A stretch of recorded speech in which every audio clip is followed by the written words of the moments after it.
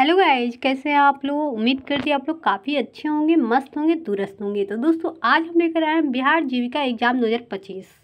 इसका मैं लेकर आई हूँ 70 जीके जीएस एमसीक्यू क्वेश्चन। ये मेरा प्रैक्टिस सेट 1 है, ठीक है, और ऑल पोस्ट के लिए है। चलिए हम स्टार्ट करते हैं, सीधे आते हैं क्वेश्चन पे। अब हम आ चुके हैं प्रैक्टिस सेट नंबर 1। आप लोग देख रहे होंगे, क्वेश्चन तो आप लोगों को दिख रहा होगा। चलिए हम सीधे फर्स्ट क्वेश्चन पढ़ते हैं। निम्नलिखित में से किसने वर्ष 1503 में भारत में पहला यूरोपीय किला बनाया था? तो ये हो जाएगा पुर्तगाल ने। इसका आंसर डी हो जाएगा। चलिए हम नेक्स्ट क्वेश्चन पे चलते हैं। निम्नलिखित में से कौन ब्रह्म समाज से संबंधित नहीं है? तो ये हो जाएगा आपका आत्माराम पांडु, ठीक है। नेक्स्ट क्वेश्चन पे हम आते हैं यहाँ पे कि निम्नलिखित में से किसने फॉरवर्ड ब्लॉक की स्थापना किया था? तो हो जाएगा सुभाष चंद्र बोस। चलते हैं नेक्स्ट क्वेश्चन पे। यहाँ पे सिंधु घाटी सभ्यता के निम्नलिखित स्थानों में से कौन सा गुजरात में स्थित नहीं है भाई? तो कौन सा है जो गुजरात में स्थित है? स्थित नहीं है मतलब है, स्थित है, ठीक है, नहीं है ना, मतलब गलत पढ़ दिया, ठीक है। तो आपका कालीबंगा कहाँ है? राजस्थान में। रोपड़ है पंजाब में। ये है आपका हरियाणा में। तो लोथल आपका हो जाएगा गुजरात में, ठीक है। चलते हैं नेक्स्ट क्वेश्चन पे। अब हम आते हैं नेक्स्ट क्वेश्चन। निम्नलिखित में से कौन पहला गैर यूरोपीय था जिसे 1913 में उसकी कृति गीतांजलि के लिए साहित्य में नोबेल पुरस्कार मिला था? तो ये हो जाएगा आपका रविन्द्रनाथ टैगोर। चलते हैं नेक्स्ट क्वेश्चन पे। यहाँ पे आ रहा है कि national disaster response force academy राष्ट्रीय आपदा मोचन बल अधिकारी की स्थापना किस शहर में की गई थी? तो ये हो जाएगा आपका नागपुर में, ठीक है। चलते हैं नेक्स्ट क्वेश्चन पे। अब अरे भारत में वन जीव संस्था अवस्थित है, कहाँ पे स्थित है भाई? तो ये हो जाएगा देहरादून में, ठीक है। नेक्स्ट क्वेश्चन पे निष्पादन प्रक्रिया में निर्देश चक्र का सही क्रम चुने। तो क्या हो जाएगा? ये हो जाएगा आपका French, decode, execute, store, okay. चलते हैं हम नेक्स्ट क्वेश्चन पे कि निम्नलिखित में से कौन राष्ट्रीय खाद्य सुरक्षा विभाग के समय इसके 3 अवयवी घटकों में से एक नहीं था? तो एक नहीं था तो क्या हो जाएगा भाई? तो ये हो जाएगा आपका NFNSF बाजरा, ओके। चलते हैं नेक्स्ट क्वेश्चन पे। अब हम आते हैं राष्ट्रीय किशोर स्वास्थ्य कार्यक्रम में किस आयु वर्ग के बच्चे किशोर सम्मिलित है? तो ये हो जाएगा आपका 10 से 19 साल। चलते हैं नेक्स्ट क्वेश्चन पे। अब अरे अटल नमोन्मुख मिशन IM किस विभाग के प्रमुख पहल है? तो ये हो जाएगा आपका नीति आयोग, ठीक है। अब हम आते हैं नेक्स्ट क्वेश्चन पे। धारा घनत्व होता है भाई, धारा घनत्व किसका होता है? तो एक सदिश राशि का होता है। चलते हैं नेक्स्ट क्वेश्चन पे। अब हम आते हैं नवीकरणीय ऊर्जा परिवर्तन है तो किसमें परिवर्तन है भाई? तो ये हो जाएगा पिंड की ऊर्जा में, ठीक है। चलते हैं नेक्स्ट क्वेश्चन पे। यहाँ पे आ रहा है कि लवण युक्त वातावरण प्रेमी पौधा को क्या कहते हैं? तो ये हो जाएगा आपका लवणोमृदभिद, ठीक है। अब हम आते हैं नेक्स्ट क्वेश्चन में। देखिए और ये आ रहा है क्वेश्चन, अगस्त 2025 में world championship of legend WCL 2025 का खिताब किस टीम ने जीता था?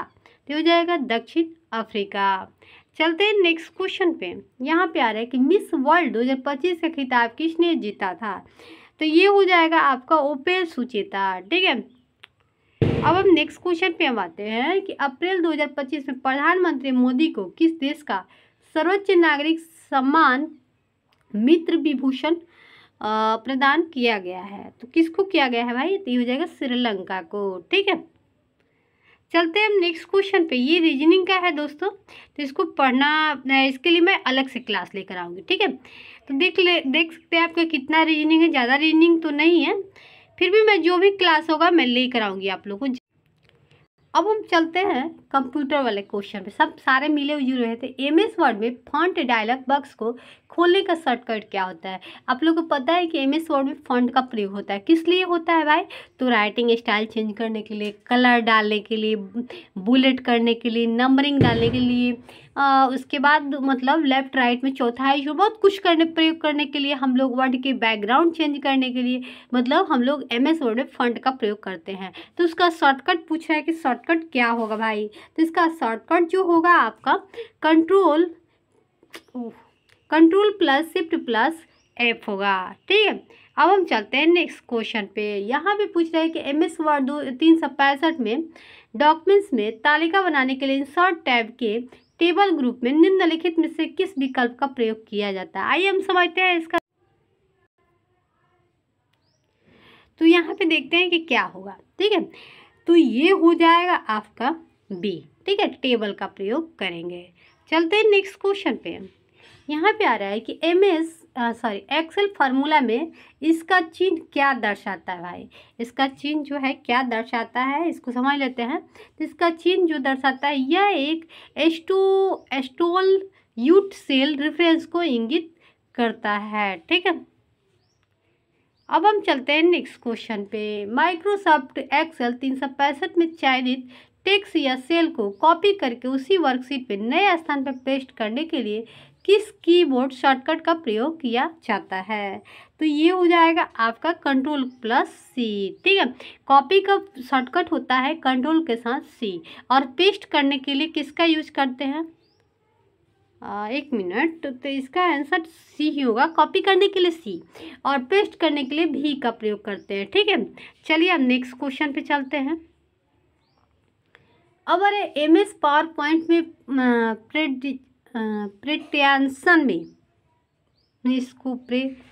प्रेजेंटेशन में स्लाइड को इंसर्ट करने के और डिलीट करने में सक्षम होने के प्राथमिकी लाभ क्या है। यहाँ पे प्राथमिकी लाभ पूछ रहा है भाई, तो क्या हो जाएगा। आइए हम समझ लेते हैं लाभ क्या होगा उससे। तो आप लोग पावर पॉइंट का प्रयोग किए होंगे और मतलब वो जैसे शादी वगैरह का कैसेट बनता है ना, तो बहुत सारा मतलब उसमें होता है कि बहुत अच्छे तरीक़े से बन के आता है। डिजाइन तरीका बहुत अच्छा तरीक़े से उसको, जैसे शादी के कैसेट आप देखते होंगे अलग अलग तरीक़े से उसमें बैकग्राउंड में आता है, वही सब के लिए पावर पॉइंट का प्रयोग करते हैं। तो इसमें दे रहा है कि डायनेमिक कंटेंट के संयोजन और व्यवस्था की सुविधा पर। आप तो समझ रहे हैं कि कंटेंट अलग से इकट्ठा करके उसको एक जगह संयोजन करके और बहुत सारा बढ़िया से वीडियो को बनाना। ठीक है, इसके लिए हम लोग पावर पॉइंट में इसका प्रयोग करते हैं। चलिए नेक्स्ट पे हम आते हैं कि MS पावर पॉइंट 10 में फाइल प्रिंट के अंतर्गत निम्नलिखित में से कौन सा एक वैध कलर सेटिंग का विकल्प नहीं है। तो ये हो जाएगा आपका D, मल्टीप्लेक्स कलर। ठीक है, चलते हैं नेक्स्ट क्वेश्चन पे। यहाँ पे आ रहा है कि निम्नलिखित में से कौन सा कंप्यूटर के माध्यम से दो उपयोगकर्ताओं के बीच वास्तविक समय संचार है। तो ये हो जाएगा आपका चैट। ठीक है, इसका आंसर D हो जाएगा। अब अरे किसी ईमेल का रिप्लाई देते समय रिप्लाई और रिप्लाई ऑल के बीच मुख्य अंतर क्या होता है भाई। किसी रिप्लाई और रिप्लाई ऑल के बीच अंतर क्या होता है। देखिए, रिप्लाई का मतलब होता है कि अगर आप किसी से चैटिंग वगैरह करते हैं या बतिया रहे हैं, तो आप एक इंसान को अगर एक के लिए आप प्रयोग करते हैं तो रिप्लाई। अगर आप ग्रुप में हैं, ठीक है, कोई ऐसा है या कहीं पे आपको मतलब किसी जैसे अधिकारी लेवल पे कुछ आप काम कर रहे हैं और सारे मतलब कैंडिडेट हैं जितने पास हो चुके हैं उनको एक साथ मतलब ये कुछ भेजना है, इन्फॉर्मेशन करना है, तो क्या कर देंगे हम लोग वहाँ पे रिप्लाई ऑल का प्रयोग करेंगे। ठीक है, या कुछ पूछ दिया ऐसा कि जिसका सभी का जवाब एक ही है, तो आप वैसे रिप्लाई ऑल का प्रयोग कर सकते हैं। तो भाई इसका आंसर क्या हो जाएगा। IM समझते हैं, ये हो जाएगा रिप्लाई। सॉरी, इसका आंसर B हो जाएगा। रिप्लाई केवल मूल सेंडर को जवाब देता है, मतलब एक आदमी जवाब देता है। और रिप्लाई ऑल का मतलब कि मूल ईमेल के सभी रेसिपिएंट्स को जवाब देता है, मतलब सबको जवाब देता है। ठीक है, चलिए हम चलते हैं नेक्स्ट क्वेश्चन पे।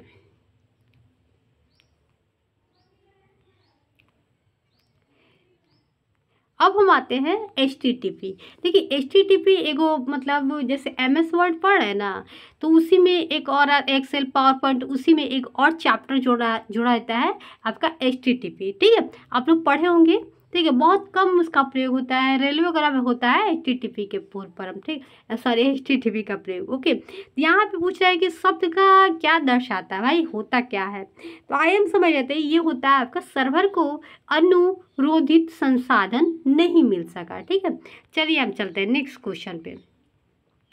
अब आता है एक ऐसी इमेज है जो कंप्यूटर को कुछ समय के लिए निष्क्रिय छोड़ देने पर स्क्रीन पर पूरी भर जाती है।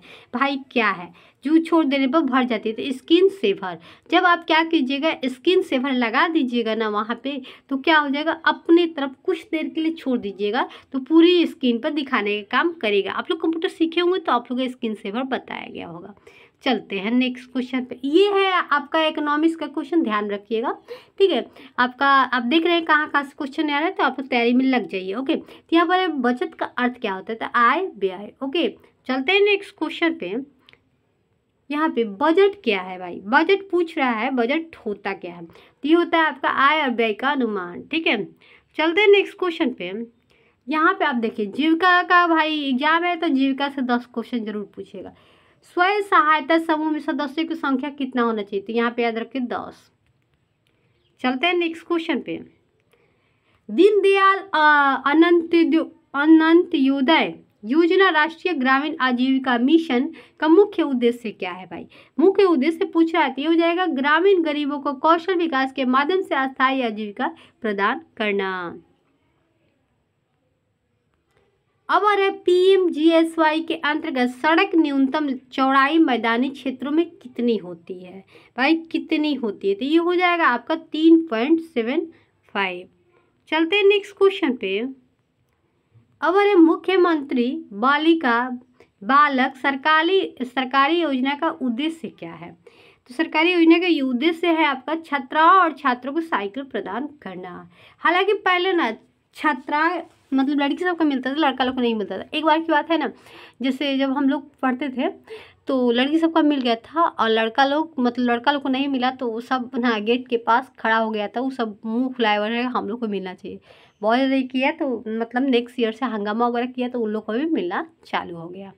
नेक्स्ट ईयर से मिला, हम लोग को मिला, उसके बाद लोग को मिला लड़ाई भी किया तो सब साइकिल की।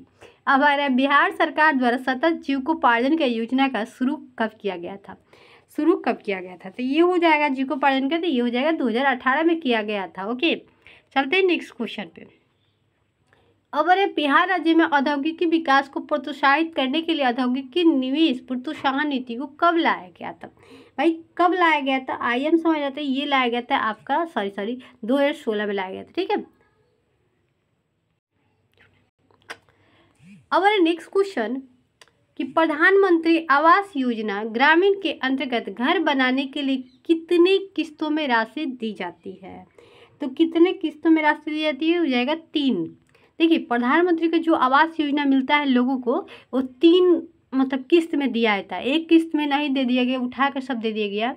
ठीक है, तो 3 किस्त में उन लोगों को दिया जाता है घर बनाने के लिए। उसमें भी होता है कि कुछ दलाल भी खा जाता है, सब दलाल भी नहीं, वो क्या बोलते हैं बीच वाला जो अधिकारी होता है, फिर मतलब जिसके थ्रू आप ले रहे हैं, मुखिया सरपंच जो भी हो, वो लोग खाते हैं, और खाते खाते खाते कुछ जो बचता है तो आपके पास आता है। ठीक है, चलते हैं हम नेक्स्ट क्वेश्चन पे। यहाँ पे कि समुदाय आधारित संगठन का मुख्य कार्य क्या होता है, ये पूछ रहा है, समुदाय संगठन का मुख्य जो कार्य होता है क्या होता है, तो ये हो जाएगा सामूहिक समस्या समाधान होता है। ओके, देखिएगा जीविका से क्वेश्चन पक्का पूछेगा, आएगा 10 क्वेश्चन आएगा, इसलिए पढ़ लीजिएगा। देखिए आपका प्रैक्टिस सेट में है, स्वयं सहायता समूह की सफलता के लिए आवश्यक है, तो क्या है भाई, तो ये हो जाएगा आपका उपयुक्त विनियमित बैठक, मजबूत नेतृत्व, सदस्य का सहयोग।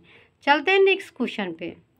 अब बिहार में ग्राम संगठन और CLC को किस बड़े लक्ष्य से जुड़ा गया है, तो ये हो जाएगा आपका C, महिला सशक्तिकरण और गरीबी उन्मूलन। ठीक है, चलते हैं नेक्स्ट क्वेश्चन पे आते हैं। निम्न से कृषि आधारित आजीविका का हिस्सा नहीं है, क्या नहीं है भाई, तो ये हो जाएगा आपका खिलौने का निर्माण। चलते हैं नेक्स्ट क्वेश्चन पे। अब आते हैं निम्नलिखित में से कौन सा देश विश्व का दूसरा बड़ा पोल्ट्री बाजार है, भाई, तो ये हो जाएगा आपका भारत। चलते हैं नेक्स्ट क्वेश्चन पे। अब निम्न में से किस जिले में चाय उद्योग केंद्रित है, तो चाय उद्योग केंद्रित है आपका किशनगंज। ठीक है, इसका आंसर ये हो जाएगा। चलते हैं नेक्स्ट क्वेश्चन। मनरेगा अधिनियम किस वर्ष पारित किया गया था? तो ये किया गया था आपका 2005 में। ठीक है, नेक्स्ट क्वेश्चन है कि राष्ट्रीय कृषि विकास योजना कब शुरू किया गया था? तो ये हो जाएगा आपका 2007 में। चलते हैं नेक्स्ट क्वेश्चन पे। अब आते हैं ग्रामीण विकास का मुख्य उद्देश्य क्या है? तो ये हो जाएगा आपका ग्रामीण क्षेत्रों का समग्र विकास। ठीक है, चलते हैं नेक्स्ट क्वेश्चन पे। यहाँ पे ग्रामीण रोजगार के लिए TRYACM शुरू कब किया गया था? तो ये हो जाएगा आपका 1989 में। हाँ, 79 में। मैं बहुत कंफ्यूज रहती हूँ ये सब क्वेश्चन 89 करके कभी ना कभी ये कर देती हूँ। ठीक है, अब आता है एक पंचायत का सामान्य कार्यकाल कितने साल का होता है? भाई आपको पता होगा कि मुखिया लोग का चुनाव जो होता है कितने साल का होता है? 5 साल का होता है। आप लोग को पता होगा तो इसका आंसर सी हो जाएगा। तो दोस्तों आज हम प्रैक्टिस सेट यहीं पे समाप्त करते हैं। तो फिर हम मिलते हैं नेक्स्ट प्रैक्टिस सेट पे। तब तक के लिए बाय।